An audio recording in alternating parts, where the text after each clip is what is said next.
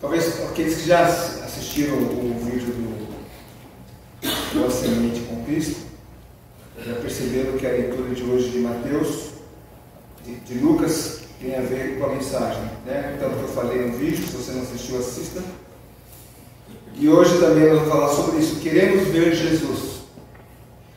E não é de hoje que o ser humano tem como desejo ver Jesus. Nós temos aqui Zaqueu, e ele não foi o único a querer ver Jesus, né, pessoalmente. Antes dele, lá em João capítulo 12, os gregos, eles também estavam curiosos. E eles falam com Filipe, e nós vemos o versículo 20 e 21 de João 12, que entre os que subiram para adorar durante a festa havia alguns gregos. Estes, pois, se dirigiram a Filipe, que era de Betsaida da Galiléia. Ele rogava: Senhor, queremos ver Jesus. Tomé também, quando o Senhor Jesus ressuscitou, e ele não estava presente quando ele apareceu aos seus discípulos, Tomé disse que queria colocar as mãos. Se não viesse feridas em suas mãos, né? Eu não vou acreditar. Filipe foi além. Filipe não queria apenas ver Jesus. Filipe, ele queria ver o Pai. Lá em João 14, 8, um texto também bastante conhecido, né?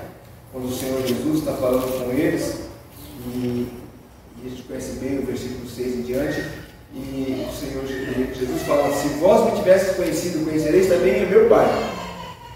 Desde agora o conheceis e o tendes visto. Replicou-lhe Filipe: Senhor, mostra-nos o Pai, e isso nos basta. Ele queria nada mais do que ver o Pai, né? Isso seria o suficiente para ele.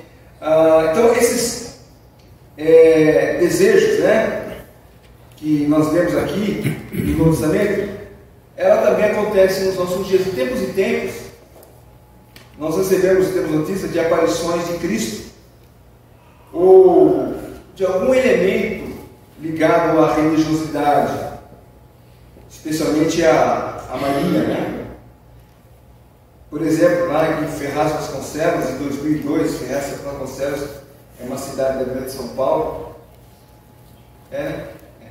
Grande São Paulo, acho que perto de Mogi das Cruzes, por ali. Conta-se que a imagem da santa aparece no vidro de uma janela numa casa, tem até o endereço da casa. E desde 2002, as pessoas visitam o local atribuindo até mesmo curas e enfermidades. Eu tive curiosidade para ver algumas matérias dos sites de telejornais. Em 2017 as pessoas ainda iam lá, faziam missa, visitando o lugar, atribuindo uma graça. Então sempre no dia 14 de julho as pessoas vão para lá, em Romaria, porque eles falam que vem no vidro a imagem da santa. E a igreja católica foi lá, mandou uma equipe de investigadores, e eles descobriram que, na verdade, o que causava aquela suposta imagem era uma reação química por causa da exposição do sol com a umidade. Quando você passa um pano com algum produto na janela, às vezes fica uma mancha, né? Mas eles olhavam para aquilo ali e achavam que era a imagem da santa. E mesmo que sendo provado que não era a imagem de nenhum ente espiritual, as pessoas continuam indo lá. Noutra ocasião, em Verdelândia, norte de Minas Gerais, 2019, então já recente, hein? O relato da suposta aparição que acontece por meio de luzes, sempre perto do meio-dia, que as pessoas notaram, elas percebiam quando batia essa luz numa gruta. Então ali eles notavam que havia a imagem do Cristo. E essas pessoas, então, elas vão para lá, fazem missa, fazem procissão, e se celebra a missa ali com a presença de multidão. E 2021, então também agora, recente, as imagens de uma suposta aparição da Senhora de Fátima. Eu não falo Nossa Senhora, que é minha, né? Então, da Senhora de Fátima, repercutiu nas redes sociais.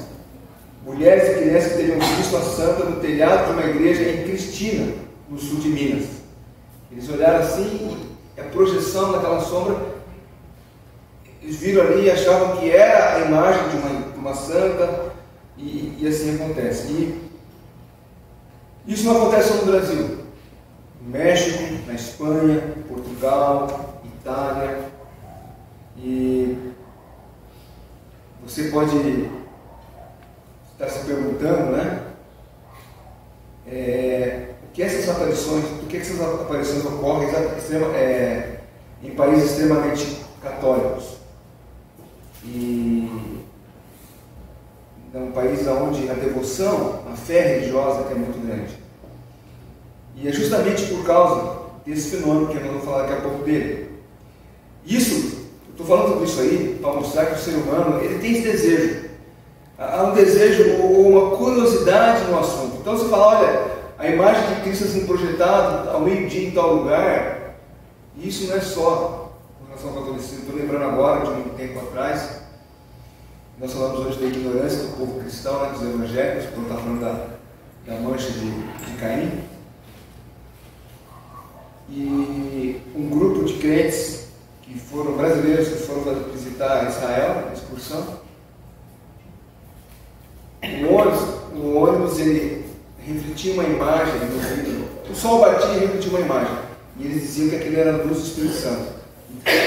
E que o barulho que fizeram dentro do ônibus cantando, Espírito, vem, enche minha vida, tudo, porque ali era a imagem do Espírito Santo que estava ali presente.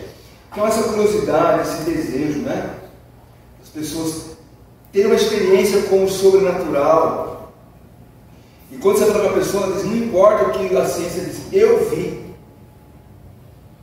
Biblicamente, as aparições de Jesus se devem em alguns casos em especiais, né? E especialmente após a ressurreição de Cristo. O apóstolo Paulo fala lá em 1 15 que Jesus foi visto pelos apóstolos, pelo próprio apóstolo Paulo e também por mais de 500 pessoas. E essas aparições foram físicas. As pessoas viram, conversaram, os discípulos se alimentaram, comeram peixe com o Senhor Jesus Cristo, né? Nós temos o relato. E o relato que nós temos hoje de pessoas que estão vendo, e olha, eu fui pesquisar na internet, eu coloquei assim, suposta aparição de Cristo. E me chega a ser cômodo, para não dizer que é triste. Por exemplo, uma mulher de nome Sara, ela relatou que viu a imagem de Cristo numa meia amassada. Ela até tirou foto. Porque ela lavou a meia, botou para secar lá e a meia estava meio amassada e ela viu uma imagem de Cristo. 2011 na Inglaterra. Ela pendurou ali algumas roupas para secar e ali, ao acordar no outro dia, ela se deparou com aquela imagem do rosto de Jesus na meia, tirou foto, tudo, e foi a aparição. Em 2015, uma outra mulher, também no Reino Unido, de nome Claudia Cooper, ficou feliz com algo que deixara, talvez aqui eu coloquei exatamente o que a reportagem escreveu na matéria, tá? Então não se escandalizem. Mas diz assim que Sarah Cooper ficou feliz com algo que a maioria das pessoas ficariam insatisfeitas. Por quê? Ao chegar no seu carro, viu fezes de pássaro na janela do seu carro. Sabe, você para o cajado de uma árvore, os passarinhos resolvem, né? Ali, sujar. E ela viu ali em uma daquelas fezes a imagem de Cristo. E ela contou isso, né? Com toda a alegria. Que a imagem de Cristo estava sendo vista, mostrada ali. Cristo se manifestou para ela através das fezes de um pássaro. Um outro caso, e ficou conhecido como o caso flagrado pelo Google, e colocaram o título como o pai passeando com o filho. E é interessante, é uma imagem, esse carro da Google que fica tirando foto da cidade, tirou uma foto de uma nuvem e lá uma sombra aparecia, a imagem, e eles falaram, não, é o Pai, Deus Pai passando com o Filho entre as nuvens. E se você colocar na internet, você vai ver essa imagem lá. Isso foi flagrado no lago de Quartem, na Suíça, em 2014. E a lista é grande. Ela passa pela imagem vista numa pizza. Alguém pegou a pizza e ele tinha a imagem de Cristo. Na areia da praia, no ferro de passar roupa, sabe as mulheres que pegam o ferro e fica sujo? A mulher olhou assim, aquela sujeira no ferro, Cristo estava ali. Mas eu quero parar por aqui, porque tudo isso mostra para o ser humano, só para falar, né, que o ser humano, ele, de alguma forma, ele quer se conectar com o Senhor Jesus Cristo. Essas supostas aparições, elas têm um nome, a ciência dá um nome de pareidolia, que é um fenômeno psicológico, talvez já aconteceu com vocês, de você reconhecer um rosto humano ou um animal em objetos, sombras, formações de luzes e coisa desse tipo. Você olha para uma nuvem assim, olha, parece um coelho. Não está vendo? É um coelho lá. O rabinho dele, a orelhinha dele, até comer uma cenourinha. Se olha, você não vê nada, mas a pessoa está vendo. Então, esse tipo de fenômeno é comum. Uma sombra, né? Eu já, passando a noite em alguma rua, olhei o carro, jogou o farol, projetou assim, achei que era uma pessoa, e quando chegou lá, na verdade, o que era? Era um suporte de lixeira com lixo em cima, né? Então parecia um corpo humano ali, uma pessoa ali. Então é comum isso. As pessoas reconhecem imagens, né, através dessas coisas.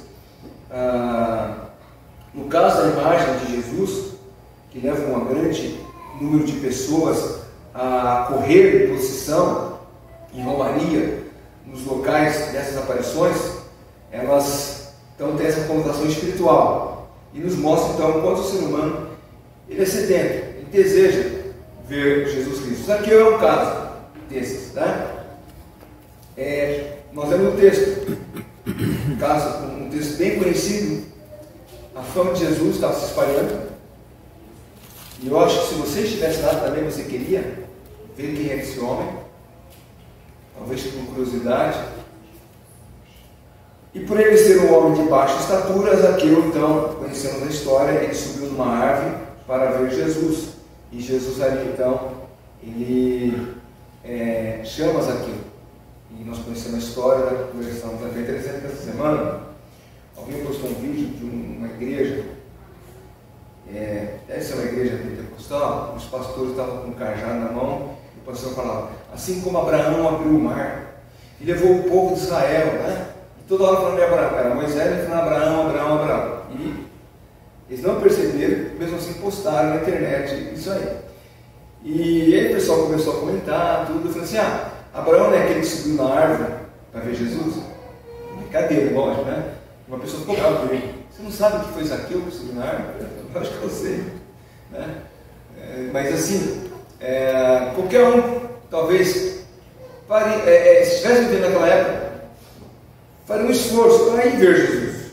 Como uma mulher que tinha aquele fluxo sanguíneo que não parava, ela quis ver Jesus, e ali o propósito dela tinha um objetivo, né?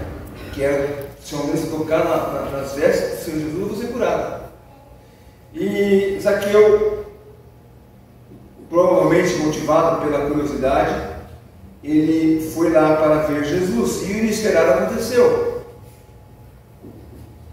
Quando Jesus vê Zaqueu naquela árvore, Jesus convida para estar com Zaqueu em sua casa, e o final da história é que Zaqueu rende-se aos pés de Jesus Cristo, que, lendo agora, né, junto com os irmãos, esse texto, o versículo 10 fala, porque o Filho do Homem veio buscar. Zaqueu foi atrás, mas quem busca é o próprio Senhor Jesus Cristo, e ele teve a vida transformada. E esse desejo de buscar ao Senhor Jesus, quem realmente tem o desejo de procurar Jesus, e no vídeo que eu coloquei hoje, eu falei, você vai ver Jesus nas Escrituras Sagradas. Não pense que você vai ver Jesus numa gruta, numa montanha. Você vê Jesus, abre a Bíblia e você verá Jesus nas Escrituras Sagradas. Então, a salvação está para aqueles que buscam realmente o Senhor Jesus, e o Senhor Jesus os encontra e os chama, que Ele veio para salvar o que estava perdido. Zaqueu era um homem rico, nós lemos o texto aqui falando isso. E aqui não cabe discutir a origem da sua riqueza, nós sabemos que como cobrador de impostos, realmente ele devia ganhar mais do que, cobrar mais do que era devido. Mas ele não encontrava, embora sendo um homem rico, e aqui é onde eu quero chamar a atenção, Zaqueu ele não encontrava a felicidade necessária na sua vida na riqueza. É tão triste ver uma pessoa buscando algo, com felicidade, bem-estar, em coisas que não pode trazer. Nós estamos estudando, na quinta-feira começamos a estudar Eclesiastes, nós falamos, né, que Salomão, um dos propósitos do livro de Salomão, desse livro, é nos mostrar que, olha, não vão por esse caminho, que esse caminho não vai trazer felicidade alguma. Tudo é vaidade, não significa que você não vai trabalhar, não significa que você não vai acordar cedo, que você não vai estudar e tudo mais. Tudo isso nós temos que fazer. Mas é triste ver uma pessoa que busca a felicidade na riqueza, no status social, né? Na casa, no carro, em coisas materiais, coisas que não trazem felicidade. Trazem alegria? Trazem alegria, mas a alegria é momentânea, mas não a verdadeira felicidade. E quando Zaqueu encontra Jesus, aqui mostra que o dinheiro não era o realmente que podia trazer a ele a felicidade. Quando ele realmente encontra Jesus, ele resolve restituir tudo aquilo que ele havia acumulado de modo ilícito. E ele faz isso sem tristeza. Ele reconheceu. O Senhor Jesus nem falou para ela: Zaqueu, você ficou rico com o dinheiro cobrado a mais de impostos? Devolva aí, para provar que você. Jesus não fez isso como ele fez com o jovem rico, né? Olha, vá, vende tudo que você tem, dê aos pobres e segue. Não. Zaqueu aqui, ele no coração dele. Ele sentiu no coração. Resolvo dar aos pobres. Zaqueu, ele olhando aquilo e percebendo que estava de frente do santo Deus, do verdadeiro Deus, e ele então resolveu no seu coração dar aos pobres. A alegria de ter achado o verdadeiro gozo fez com que Zaqueu desprendesse tudo aquilo que julgava ser o mais importante, no caso aqui, o dinheiro. O que Zaqueu está nos ensinando é que para receber Cristo, nós devemos abrir mão daquilo que nos prende ou daquilo que julgamos mais importante na nossa vida. Quantas pessoas, e eu já vi algumas dessas pessoas, falando: não, mas você tem que largar tal hábito, eu não quero. Lá no Nordeste, quando nós estávamos lá por 2 anos, nós fomos ao interior e estava marcado o batismo de algumas pessoas, e um rapaz, ele ia se batizar, mas na última hora ele falou: olha, eu não posso largar a tradição católica. Os parentes estavam pressionando ele, e ele falou: olha, eu não posso largar para seguir Jesus. Então, a verdadeira conversão leva a pessoa a abrir mão de tudo aquilo que ela julgava ser importante.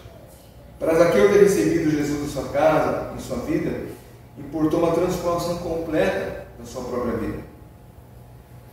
E para nós deve ser o mesmo, para cada um de nós, das crianças que já entendem, os jovens, adolescentes, os adultos. Essa transformação completa, ela deve ter acontecido. Aconteceu num dado momento. Nós falamos hoje de manhã de pessoas que vão lá assistir culto, gostam, participam, mas que ainda não se identificaram com Cristo. E são esses que ouvem, aprendem, mas nunca tiveram uma entrega pessoal com o Senhor Jesus Cristo. A pessoa pode assistir o culto, mas ela pode não tirar proveito espiritual, porque ela não se encontrou com o Senhor Jesus. Ela não tem uma transformação de vida, porque a verdadeira conversão é o resultado desse encontro com o Senhor Jesus. Não com uma aparição na janela, num pedaço de pizza, numa nuvem. ou em coisas parecidas. A verdadeira transformação se encontra quando a pessoa entende quem é Jesus Cristo, o que Ele fez por ela na cruz do Calvário. Aí ela tem uma transformação total. A pessoa ela lê a Bíblia, ela vai para a igreja, mas ainda talvez não foi transformada pelo poder do Espírito Santo. E quando ela é transformada realmente, ela larga tudo aquilo que realmente não importa para seguir ao Senhor Jesus Cristo.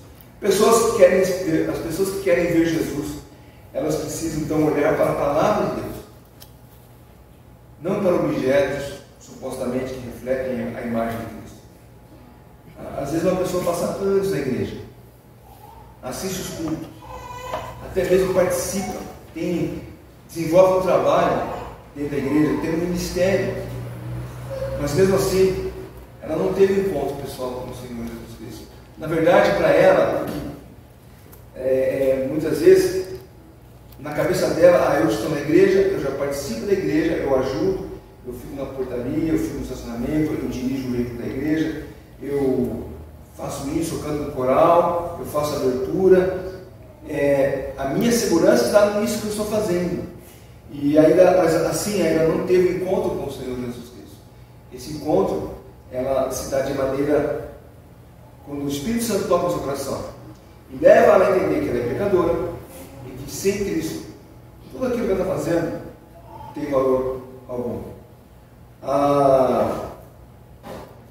A mensagem de Zaqueu, o que ele está refletindo para nós, aquilo que a palavra de Deus nos traz aqui, é sobre o fato que podemos ver Jesus todos os dias.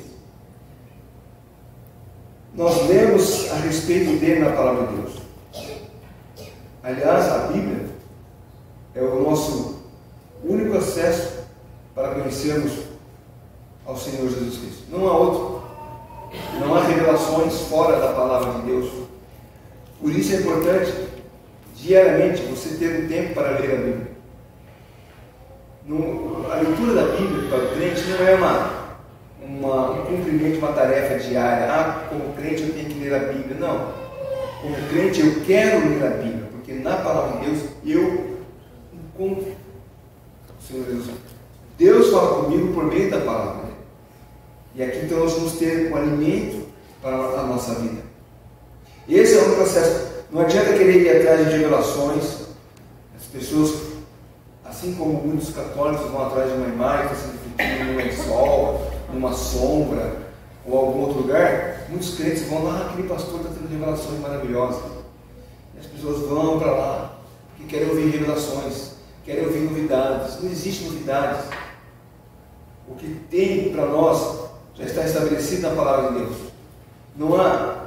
É triste ver pessoas se prendendo na palavra de alguém que se diz voz de Deus na terra, e você percebe que na verdade ele não passa de um impostor, de um enganador, daquele que estaria só apenas para tirar dinheiro. Esse caso que eu falei lá dos pastores falando que Abraão abriu o mar, ele não estava nem preocupado de ver se estava errado ou não. Por quê? A ideia era atrair as pessoas para as pessoas dar dinheiro. E não importa se foi Abraão, se foi Moisés, se foi Jacó, não importa. Se as pessoas comerem a isca, né? Pegarem a isca, isso é importante. Mas quando o crente se dispõe a ler a palavra de Deus, de buscar a palavra de Deus, ela não correrá desses erros. Ela saberá que Deus vai falar para ela na Bíblia. Já vi crentes dizer assim: eu fui numa igreja e o pastor disse que revelou para mim que uma coisa grandiosa vai acontecer na minha vida. Só que não falou se é uma coisa boa ou uma coisa ruim. E a pessoa fica preocupada com aquilo ali. Fica imaginando o que pode ser de grandioso. Qualquer coisa grandiosa pode acontecer na nossa vida, a qualquer momento. E a pessoa fica impressionada. Ao invés de ela buscar a palavra de Deus, se alimentar da palavra de Deus, se orientar pela palavra de Deus. É triste ver pessoas que até elas entram em depressão, porque alguém que se diz representante de Deus falou algo para ela, que Deus revelou. Tem um irmão que ele sempre diz assim: se Deus quer revelar, revele para mim, não precisa terceirizar a revelação. Fale comigo, pela palavra de Deus. Quantas vezes Deus falou ao meu coração, quantas vezes Deus falou ao coração dos irmãos, através de um texto, de uma leitura, através da mensagem. Mas olha, não é o pastor que falou, olha, o pastor revelou algo, não. Deus usou aquela mensagem, aquela pregação, para falar ao seu coração. Você foi instruído pela palavra de Deus, então busque na palavra de Deus. Fé em Cristo depende desse caráter divino das Escrituras Sagradas. A Bíblia não é um livro comum. A Bíblia não é um livro de receitas. A Bíblia não é um livro de história. Não é um livro de ciência. Nós conhecemos bem a história da palavra de Deus. E por quantas vezes tentaram eliminar a Bíblia da face da terra? Quantas vezes tentaram prender quem lê a Bíblia, queimar as Bíblias? Já falei várias vezes, o país da Albânia, que se declarou 100% ateu, e pouco tempo depois, quando caiu a cortina do inferno, ela voltou, o cristianismo voltou, e as Bíblias que eles achavam que tinham desaparecido, não temos mais Bíblia no nosso país, começaram a aparecer. Uns tiravam do telhado, outros tiravam do buraco do chão, porque elas se mantêm. Tentaram queimar a Bíblia, tentaram prender, mataram pessoas, mas ela se mantém porque ela é a palavra de Deus. É impressionante como ela se mantém firme. Teve tempo atrás, o pastor disse que a Bíblia precisaria ser atualizada. E várias pessoas começaram a opinar a respeito. E alguém colocou algo interessante. Pegou uma frase do Billy Graham, que lá nos anos 60, mais ou menos, ele disse: a Bíblia é como se fosse o jornal do dia de amanhã. Ela é tão atual como o jornal do dia de amanhã, ou algo semelhante. Enquanto um achava que não, a Bíblia está ultrapassada, tem que ser atualizada, Billy Graham falou: não, a palavra de Deus ela é atualizada, ela é atual, ela não é arcaica. Você pode ler e saber. Nós cantamos hoje, Maranata vem Jesus. Ela diz que Jesus voltará, nós aguardamos esse dia, com expectativa. Fazemos plano para o futuro, mas se o Senhor Jesus voltar antes, graças a Deus por isso. Então, nós devemos buscar a palavra de Deus. O próprio Senhor Jesus Cristo disse lá em João 5,38: examinai as Escrituras, elas testificam de mim. É na Bíblia que você vai ter a respeito do Senhor Jesus Cristo. Não é na voz de um suposto profeta, não é na aparição no pé de meia, não é através de alguém dizendo sobre ela, mas a própria palavra de Deus. E é interessante, essas pessoas que tentam querer ver Jesus fora das Escrituras, dando ouvidos a fábulas, a crendices, ignorando as Escrituras. Lá em 2 Timóteo, capítulo 3, é um texto também que nós conhecemos também, 2 Timóteo 3, versículos 16 e 17, nós lemos: toda a Escritura é inspirada por Deus e útil para o ensino, para a repreensão, para a correção, para a educação na justiça, a fim de que o homem de Deus seja perfeito e perfeitamente habilitado para toda boa obra. Quem é que nos instrui? Quem é que nos corrige? Quem é que nos ensina? Quem é que nos educa na justiça? É a palavra de Deus. Por que ela faz isso? O texto aqui diz: para nos tornar habilitados a toda boa obra. E ela é a única fonte que nós temos. Não há, o valor das Escrituras se encontra na própria Escrituras. Ainda Hebreus capítulo 4, 12, nós temos o poder da palavra de Deus, quando o autor diz que a palavra de Deus é viva e eficaz, mais cortante do que qualquer espada de 2 gumes, penetra até o ponto de dividir alma e espírito, juntas e medulas, e é apta para discernir os pensamentos e os propósitos do coração. Ninguém mais pode fazer isso. Vocês podem estar olhando para mim, mas vocês não sabem o que eu estou pensando em vocês.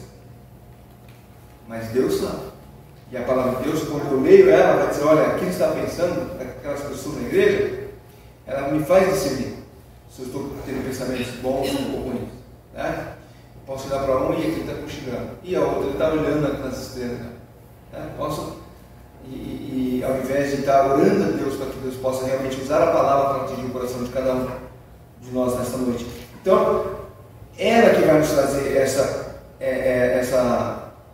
vai nos capacitar a isso. É ela que vai fazer discernir pensamentos, propósitos do coração. Esse é o poder da palavra de Deus. Eu creio que o maior problema da maioria dos discípulos de Cristo é que eles estão seguindo as suas próprias convicções e não a palavra de Deus. Por isso que eu disse que pessoas dizem assim: ah, mas eu vi. Mas a Bíblia diz que isso não existe. Não, mas eu vi. Aconteceu. Foi comigo. Se fosse com outro, eu duvidaria, mas foi comigo. Mas o que você viu? E às vezes é coisa contrária à palavra de Deus. Ela vai completamente contrária àquilo que a palavra de Deus diz. Mas a experiência que ela teve, ela coloca acima da própria palavra de Deus. Pessoas que se dizem crentes, que seguem ao Senhor Jesus Cristo, mas na verdade seguem as suas próprias convicções, como o nosso irmão falou hoje de manhã a respeito do perdão, né? Eu posso pensar uma coisa do perdão, você pode pensar outra, mas o que a Bíblia diz a respeito do perdão é a palavra final. Eu posso selecionar: eu perdoo mentira, eu perdoo alguém que roubou meu dinheiro, eu perdoo alguém que me ofendeu moralmente. Ah, mas eu não perdoo o adultério. Isso eu não vou perdoar. Então eu tenho uma lista de coisas que eu perdoo. Alguns eu perdoo o adultério, mas eu não vou perdoar. Roubou meu dinheiro, não perdoo. Nós não temos isso. E como nós falamos de manhã, com relação ao perdão, quem vai nos capacitar a perdoar é o Espírito Santo, não é nós mesmos. E aqui então, aonde nós encontramos isso? Na própria palavra de Deus, que nos ensina. É o Espírito Santo que nos instrui, e nos instrui não apenas a perdoar, mas a amar o próximo, mais ainda a amar o inimigo. Que amar o próximo é fácil, que amar todos os irmãos eu amo, mas o inimigo, difícil. Mas o Espírito Santo vai nos capacitar. E aonde é que nós aprendemos isso? Nas Sagradas Letras, na palavra de Deus. O crente ele pode pensar, um crente ele pode pensar de um jeito, o outro crente pode pensar de um outro jeito. E às vezes os pensamentos que não têm nada a ver com as Escrituras justificam que tem que tomar essas decisões, porque elas acham que é assim, mas quando confrontam com as Escrituras, elas veem que o que elas pensam não tem nada a ver com o que é realmente que Deus pensa a respeito daquele assunto, né? Nós temos que contrastar as Escrituras com as experiências pessoais. Nós temos que contrastar as Escrituras e ver o que ela diz sobre o assunto com relação àquilo que nós pensamos.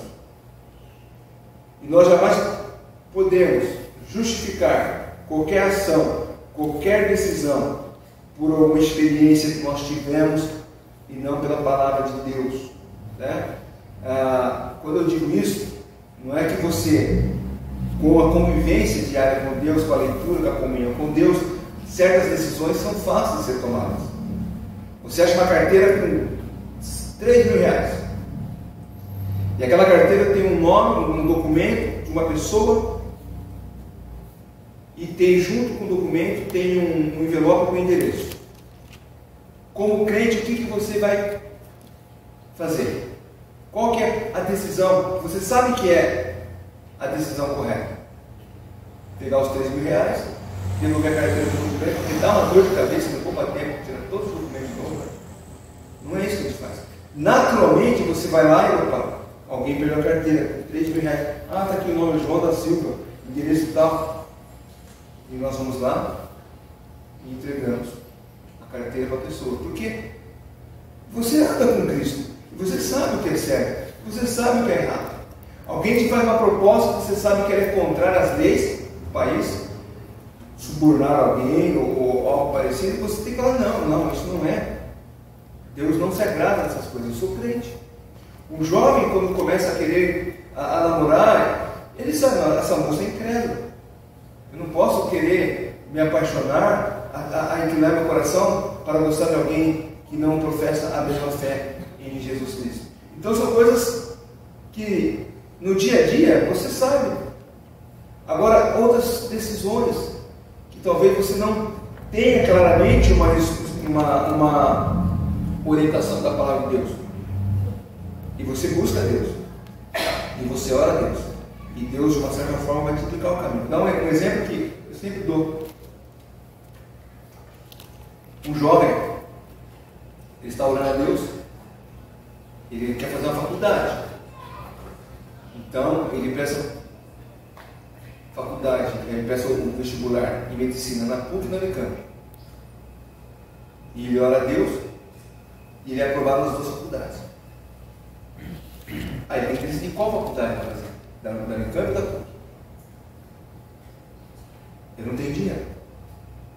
Não sei quanto custa um curso da Unicamp, da PUC de medicina. Mas qual que é a decisão? Deus está te orientando claramente. Se você não tem as condições financeiras, como é que você vai se comprometer a ter um compromisso financeiro com uma faculdade que você não tem condições de arcar? Então você vai para a Unicamp. Ou você passou na PUC e passou numa faculdade do interior.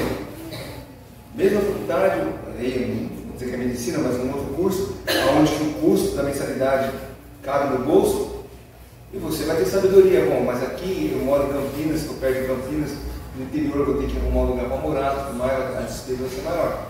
Então você vai tomando as decisões coerentes com aquilo que é a vontade de Deus nesse sentido. Mas outras ocasiões onde talvez você não tenha nada que você tenha que se orientar. Então você continua orando até Deus revelar a vontade dele. Não através de uma coisa mística, passou um carro e buzinou para mim, é Deus respondendo. Não. Deus vai te mostrar. E se ele não mostrou ainda, tem que esperar o momento certo. Mas infelizmente as pessoas buscam essas coisas, né?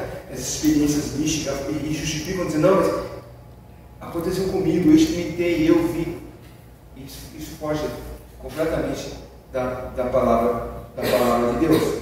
E eu espero que nós possamos entender que só veremos Jesus e só conheceremos a vontade de Deus para nossas vidas por meio da sua palavra. Se nós passamos mais tempo ou dedicar mais tempo às coisas desse mundo e nenhum tempo com a palavra de Deus, nós teremos dificuldades em conhecer qual é a vontade de Deus para a nossa vida. Então é importante a leitura, o exercício da leitura da palavra de Deus. Alguns têm o desafio de começar. E começam bem, geralmente no começo do ano a pessoa diz, não, eu vou ler a Bíblia um ano inteiro. Chega lá no dia 15 de janeiro já desisti. Mas quando você começa, você cria o hábito. E não só ler por ler, mas ler e meditar naquilo que você está lendo, né? Você vai percebendo que você vai querer mais. Você vai ansiar por aquele momento que você dedica à leitura da Bíblia. Você vai ansiar por aquele tempo especial que você tem para ler a Bíblia, para orar. É o teu encontro com Deus. É a hora que você vai estar vendo Jesus falar no seu coração. Agora, se você quiser ficar mexendo na roupa e achar uma meia com o rosto de Cristo, você pode até achar, mas pode ter certeza que não é o Cristo que está ali.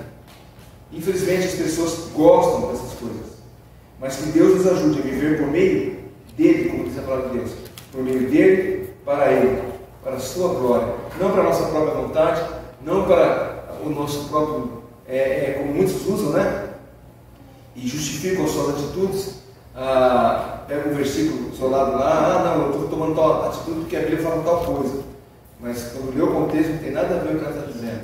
Já contei essa experiência várias vezes, irmãos.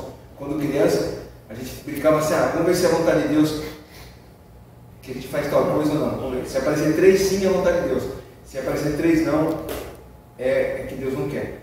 E para surpresa nossa, vai aparecer mais não do que sim. Acabei de ler a Bíblia aqui, tem um não. Dificilmente você vai achar uma palavra assim. Mas Deus não fala desse jeito. A Bíblia não é um amuleto, não é um horóscopo onde você vai abrir e tirar a tua sorte. Não. A Bíblia é a palavra de Deus, que você tendo contato diário com ela, você vai aprendendo a conhecer a Deus mais e mais. Que você possa ter esse desejo realmente. De assim como Zaqueu quis ver Jesus, você possa querer ver Jesus através da palavra de Deus. Amém? Amém. Deus abençoe.